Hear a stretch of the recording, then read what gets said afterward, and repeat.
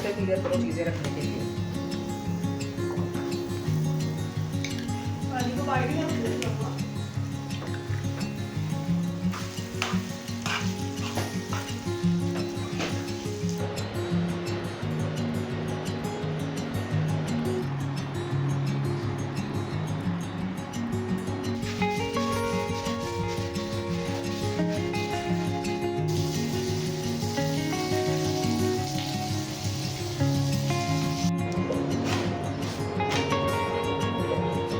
अस्सलाम वालेकुम, welcome again to my channel. I hope so कि आप सभी ठीक ठाक होंगे और मैं भी शुक्र अल्हम्दुलिल्लाह बिल्कुल ठीक ठाक हूँ। और आज मैं आप लोगों के साथ अपनी मॉर्निंग से लेके जो है ना वो आफ्टरनून तक की रूटीन शेयर करूँगी कि कितनी बिजी रहती हैं वो मॉम्स जिनके बच्चे स्कूल गोइंग होते हैं।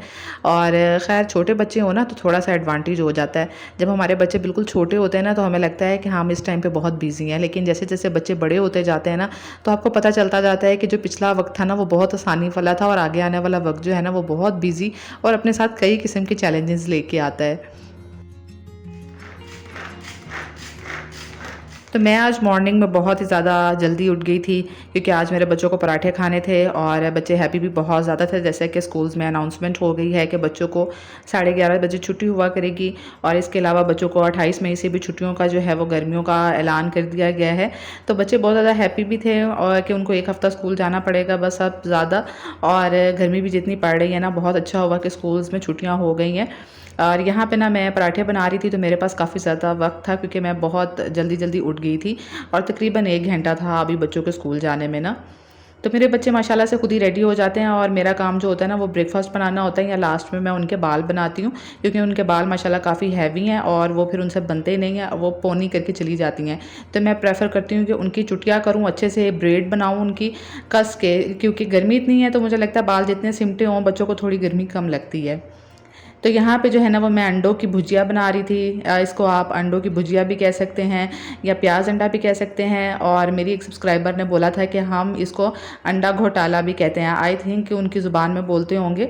तो ये काफ़ी तरह से हम इसको पुकारते हैं, अंडा दो प्याज़ा भी बोल सकते हैं। तो खैर ये मैं बना रही थी, ये काफ़ी सादा सा ब्रेकफास्ट और बहुत जल्दी जल्दी बन जाता है। और इसके साथ में बनाए थे बल वाले पराठे और पराठे मेरे बच्चों को बहुत ज़्यादा पसंद है ये वाले सालन के साथ। और साथ में मैंने नमकीन छाछ और यानी नमक वाली जो लस्सी होती है ना वो बना ली थी। तो बस मैंने बच्चों को ब्रेकफास्ट करवा कर भेजा और बच्चे जो है वो स्कूल चले गए थे। और आज मुझे ना बहुत सारे काम फटाफट करने थे क्योंकि बच्चों को 11:30 बजे ऑफ हो जाना था। और मेरा ये था कि मैं ना बहुत सारे काम जल्दी जल्दी निपटा लूँ ताकि जब बच्चे आए ना तो मैं फ्री हूँ और कपड़े वपड़े चेंज करके ना खुद भी फ्रेश होके आराम से बैठ जाऊँ। ताकि क्योंकि जब मेरे बच्चे घर आ जाते हैं तो फिर हम बहुत आराम से मिल के सब बैठ के लंच करते हैं और फिर थोड़ी देर के लिए नैप भी ले लेते हैं। तो इसलिए मेरी कोशिश होती है कि मैं सुबह ही सुबह उनके आने से पहले ना काफ़ी सारे काम निपटा लूँ ताकि मुझे बाद में शाम तक कोई ऐसा काम ना करना पड़े। मुझे मेरी एक सब्सक्राइबर ने कमेंट किया कि आप इतने सारे काम तो खुद कर लेती हैं तो फिर आपकी हेल्पर क्या करती है। तो मेरी हेल्पर जो है वो झाड़ू और मॉप लगा के जाती है और झाड़ू और मॉप है ना ये मुझे बड़े मुश्किल काम लगते हैं। उसके अलावा आपको पता है घर में कितने सारे काम हो जाते हैं। मुझे अपनी हेल्पर के आने से पहले घर पे बड़ी सारी एक्स्ट्रा चीज़ें उठानी पड़ती हैं। बच्चे कपड़े चेंज करके वहीं फेंक जाते हैं, बच्चों के ड्राइंग के पेपर्स और सारे घर की डस्टिंग, बेडशीट्स बिछाना दोनों कमरों की और सारी आलतू फालतू चीज़ें अपनी अपनी जगह पर रखना, बच्चों के सारे जूते उठा कर रखना, लॉन्ड्री का जो है ना वो भी मैं सुबह सुबह मशीन में डाल देती हूँ। कपड़े प्रेस करने वाले होते हैं, किचन के बर्तन धोने वाले होते हैं, किचन पूरा मैसी हुआ होता है, वो मुझे उसके आने से पहले पहले साफ़ करना होता है ताकि जो है ना वो बाद में जब वो फ़र्श साफ़ करके जाए तो मेरा पूरा फ़र्श साफ़ सुथरा लगे। और ये जो मेरा सोफ़ा है ना ये वेलवेट का है और इसको भी मुझे उसके आने से पहले पहले सारा झाड़ पोंछ करके रखनी पड़ती है। तो आप लोग मुझे खुद बताएं कि हेल्पर्स जो है वो क्या ये सारे काम करती हैं। मैंने एक हेल्पर से डस्टिंग का बोला तो उसने मुझे कहा कि बाजी मैं 2000 रुपया डस्टिंग के अलग से लूँगी। तो मैं तो सुन के ही जो है ना वो हैरान होगी। उसने कहा डस्टिंग पे बहुत टाइम लगता है और आपको पता है कि रोज़ाना की बेसिस पे कितनी ही डस्टिंग करती होंगी। मैंने उससे कहा कि मैंने सिर्फ टेबल्स वगैरह साफ़ करवाने हैं, तुम डाइनिंग टेबल और टेबल्स पर थोड़ा सा ना हाथ वगैरह मार दिया करो। तो उसने कहा कि नहीं मैंने 2000 ही लेना है। तो फिर मैंने उसे ना रहने दिया और मैंने कहा तुम सिर्फ झाड़ू पोछा ही कर जाया करो ना। और इसके अलावा आप खुद सोचें कि घर में कितने सारे काम होते हैं। सारे काम मुझे उसके आने से ना मैं अक्सर पहले ही कर लेती हूँ क्योंकि जब एक दफ़ा झाड़ू और मोप लग जाए ना पूरे घर में और फिर अगर हम ये डस्टिंग और ये कचरा वगैरह सारा उठाने लगें तो दोबारा से एक मैस क्रिएट हो जाता है। फ़र्श दोबारा मुझे गंदा गंदा सा लगना शुरू हो जाता है और फिर मेरी तसल्ली नहीं होती है। तो बस इसीलिए जो है ना इतने सारे काम बन जाते हैं, क्योंकि मेरे हस्बैंड भी यही समझते हैं कि शायद झाड़ू पोछा ये काम होता है, और वो अक्सर कह रहे होते हैं कि ना तुम इतने काम क्यों कर रही हो, वो आएगी तो कर लेगी। मैं हालांकि उनको इतना समझाती हूँ कि वो उसने क्या करना है, उसने झाड़ू पोछा लगाना है और 1 घंटे के अंदर अंदर उसने चले जाना है, और बाकी सारे जो इतने सारे काम हैं वो कौन करेगा, वो तो मुझे ही करने हैं ना। तो बस यहाँ पे ना ये वाला रग जो है ये बहुत गंदा सा हुआ था, तो ये मैंने आज ना धोने के लिए निकाल लिया था। और मैंने इसको पिछली सर्दियों में इसको ख़रीदा था, और पूरी सर्दियाँ जो है वो मैंने इसको वॉश वगैरह नहीं किया था। इसी तरह इसके ऊपर ना एक अलग से मॉप रखा हुआ था जो वो लगा के चली जाती थी, लेकिन अब मुझे थोड़ा सा गंदा लग रहा था क्योंकि धूल मिट्टी वगैरह काफ़ी हुई हुई थी। तो ये तो मैंने सोचा था कि मैं अपनी हेल्पर से धुलवाऊँगी, और मेरी हेल्पर 8 बजे आ जाती है, लेकिन इस टाइम पे 8:30 होने वाले हो गए थे, और मेरे हस्बैंड भी कह रहे थे कि यार तुमने फिर से खुद धोना शुरू कर दिया है। मैंने सोचा चलो जब तक वो आती है ना, जितने काम मुझसे हो सकते हैं वो निपटा लेती हूँ।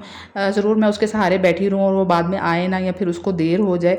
तो ये मैंने सारा सेंटर पीस भी ना अच्छे से वॉश कर लिया, और साथ ही जो है वो मैं किचन में आ गई थी, क्योंकि मैंने सोचा कि अब जो है ना वो हालत तो बुरी हुई हुई है पसीने के साथ, और तो मैं अब एक दफ़ा फ़्रेश हो लूँगी। बच्चों के भी आने का टाइम होने वाला था, और बच्चे 11:30 बजे छुट्टी होना, तो दोनों जो हैं वो 12 बजे माशाल्लाह इकट्ठी आ जाती हैं। पहले जो है वो हुरिया को आधा घंटा पहले छुट्टी हो जाती थी, लेकिन अब वो भी बड़ी क्लास में हो गई है, तो दोनों बहनों को ना अब इकट्ठी छुट्टी होती है। तो अभी मैं यहाँ पे ना टिंडे गोश्त बना रही थी, और मैं ना प्रेशर कुकर में ही जल्दी जल्दी बना लिया।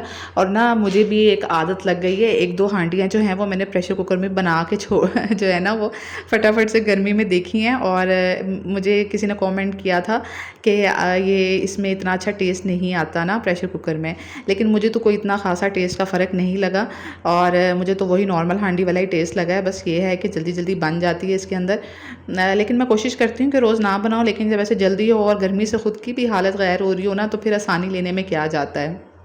तो अभी यहाँ पे मैं भागम भाग फटाफट से फ़ालसा लेने आई, क्योंकि ये भी बनाना था मैंने। हम सब पीते हैं फ़ालसा, पड़ा मेरे हस्बैंड जो है ना वो ले आते हैं, अक्सर पड़ा होता है फ्रिज में। तो मैंने बच्चों के लिए भी बनाना था, और हस्बैंड के लिए भी, और अपने लिए भी। तो यहाँ मैं ना बस फ़ालसे का शरबत बनाने लगी हूँ। तो यहाँ पे मैंने इसके अंदर ना चीनी डाल ली थी, और मैं चीनी डाल के ही बनाती हूँ। अगर आप चीनी ना डालना चाहें, वैसे तो ये काफ़ी खट्टा होता है, अगर आप चीनी डालेंगे तो भी इसका टेस्ट अच्छा लगेगा। और मैंने ये जो है ना ये जाली वाली ये जो टोकरी है, या आप इसको छलनी कह लें, कुछ भी कह लें, ये मैंने स्पेशल फ़ालसे के जूस के लिए रखी हुई है। क्योंकि जो बारीक वाली होती है ना उसके अंदर से जूस निकालना बहुत मुश्किल हो जाता है। तो मैं इसके अंदर डालती जाती हूँ, और इस तरह से इसको करती जाती हूँ ना, तो ये बहुत अच्छे से इसका पल्प अलग हो जाता है। और इतना गाढ़ा गाढ़ा पल्प होता है ना कि अपनी मर्ज़ी से आप उसमें पानी शामिल करके जितना थिक रखना चाहें उतना आप बना सकते हैं। और बिल्कुल लास्ट में मैंने थोड़ा सा काला नमक शामिल कर दिया था इसके अंदर, वो मैं पहले नहीं डालती, बाद में टेस्ट के मुताबिक डाल लेती हूँ। और ये ठंडा ठार इतना मज़े का लगता है ना, और इससे बच्चों को गर्मी वगैरह भी नहीं होती है गर्मियों में। तो यहाँ पे बच्चे आ गए थे, उनको मैंने फ़ालसे का जूस वगैरह दिया, और यहाँ टिंडे गोश्त भी बन के रेडी हो गए थे। और अब तो मुझे जो है ना वो ये भी पता चल गया है, 2-3 दफ़ा मैंने हंडिया बनाई है ना, कि किस तरीके से जो है वो मतलब सब्ज़ियाँ पकेंगी प्रेशर कुकर में। वरना आप यकीन माने कि मैंने कभी भी अपने शादी के 10-11 साल गुजर चुके हैं, कभी मैंने हंडिया जो है वो प्रेशर कुकर में नहीं बनाई। और अब मैंने बनाई, और देखिए कितना मज़े का सालन लग रहा है।